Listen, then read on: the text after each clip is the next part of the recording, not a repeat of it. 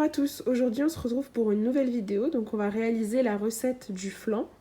Donc pour cela on aura besoin de 3 œufs, de 2 sachets de sucre vanillé, de 90 g de maïzena, de 90 g de sucre, de presque 1 litre de lait et d'une pâte feuilletée.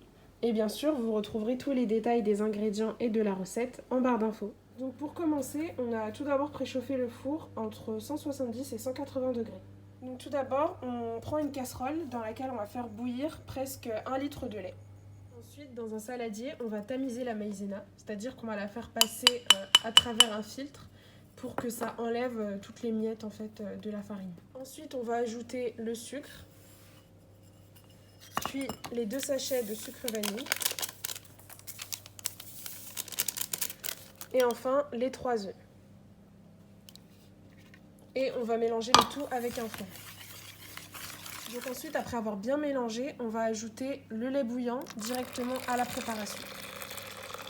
On va mélanger le tout, donc avec le fouet encore une fois, pendant quelques secondes. Ensuite, on reverse la préparation directement dans la casserole. Et on remet à cuire à feu doux. On continue de mélanger avec le fouet pendant quelques minutes. Et petit à petit, on va obtenir une crème qui devient de plus en plus épaisse. Donc ensuite, au bout de 5 minutes, on obtient une crème bien épaisse. Et c'est normal qu'il y ait quelques gros morceaux. C'est ce qui va faire justement la crème du flan. On a déroulé la pâte feuilletée sur un moule rond. Donc vous pouvez prendre un moule à tarte ou un moule rond qui soit assez large. Et ensuite, on va piquer avec une fourchette pour éviter que la pâte gonfle pendant la cuisson. Du coup, une fois qu'on a mis la pâte au-dessus, ça donne ça. Donc on va enfourner maintenant pendant 30 à 40 minutes, du coup à 180 degrés. Donc voilà le résultat, on l'a laissé environ 40 minutes au four.